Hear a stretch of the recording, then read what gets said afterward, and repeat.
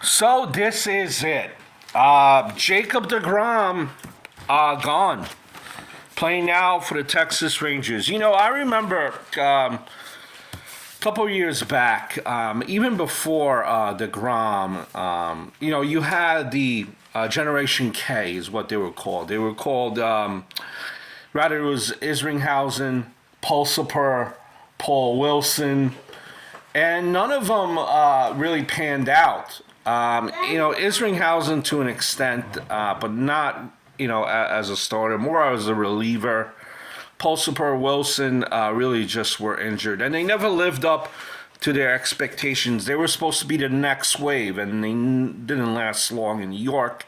Or for that much, two of them didn't even have a long major league career. And then more recently in this generation, I would say probably, if my timeline is right, probably around 2015, you started hearing about coming up was Matt Harvey, Noah Syndergaard, Mats Wheeler, then you had Jacob Degrom in there as well.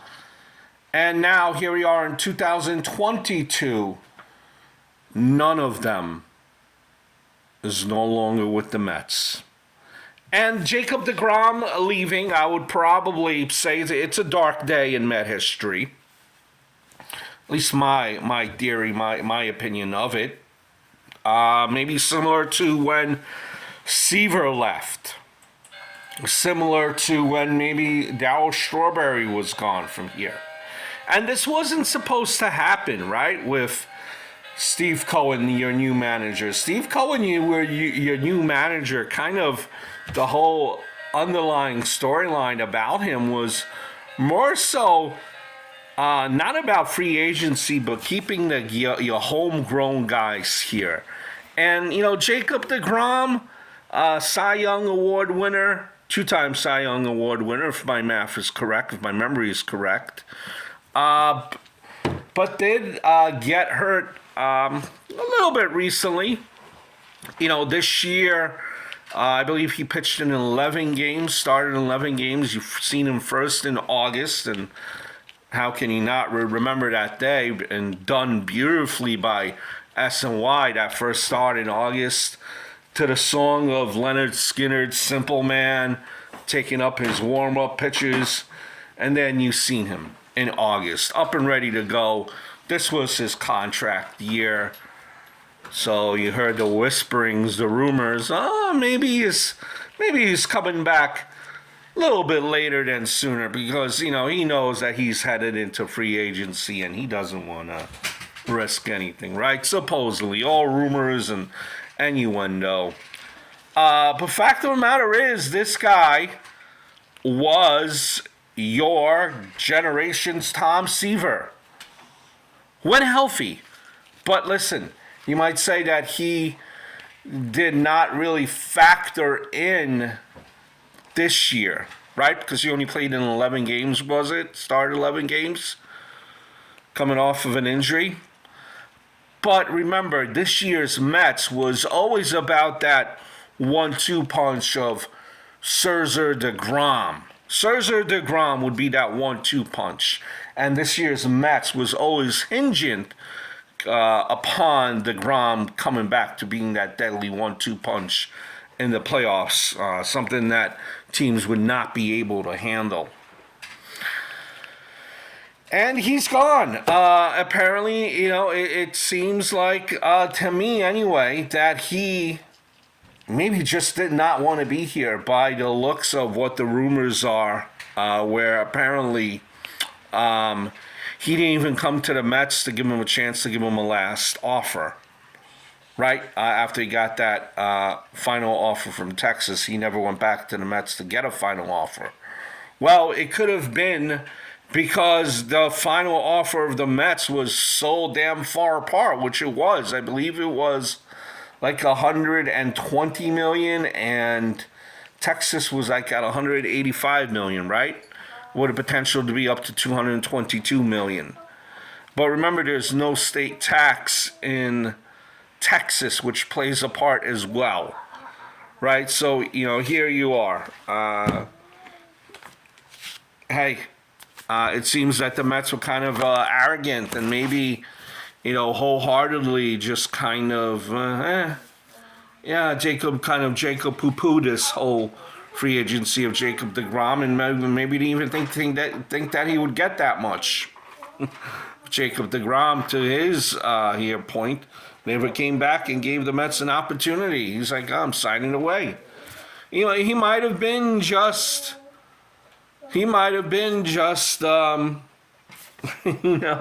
just so disgusted. Now, people say, that he doesn't want to win, not concerned about winning. Well, maybe it's not all about winning at the end of the day. Maybe what it comes out to is having a good environment to raise your kids, your young family as they get older. And to be honest with you, New York really does not offer that.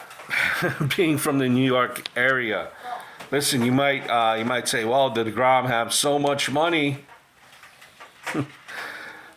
Listen, it's not the best of states. Is New York. For you to say that he chose the money. He chose the money over anyone in any 9.5 out of 10 people would always take the money.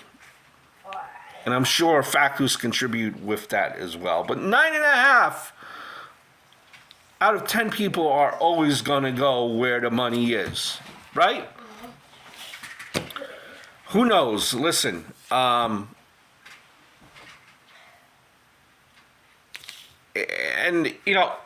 this really, the money should never have been an issue because we have an owner that has tons of money, and that's what he said, that money would never be an issue. So how does this, something that you say would never happen under your watch, how does this happen? You lose him. Now, there are two sides. Maybe just, Jacob just did not want to be here. But it is a dark day. Say what you want. I know he's been injured recently. But anyone that you sign is susceptible to injury. And this should not even be he even said that money is never an issue with Cone. That's one of the promises. So even the most durable of pitcher, 1 year could be injury-free, and then the next year, injury. Injury after injury after injury. So now the Mets apparently are going in the direction of, Verlander, Rondon. Verlander, yes. 10 years ago. But now versus Verlander, now versus DeGrom, no. I would still go with DeGrom. Verlander is older. Verlander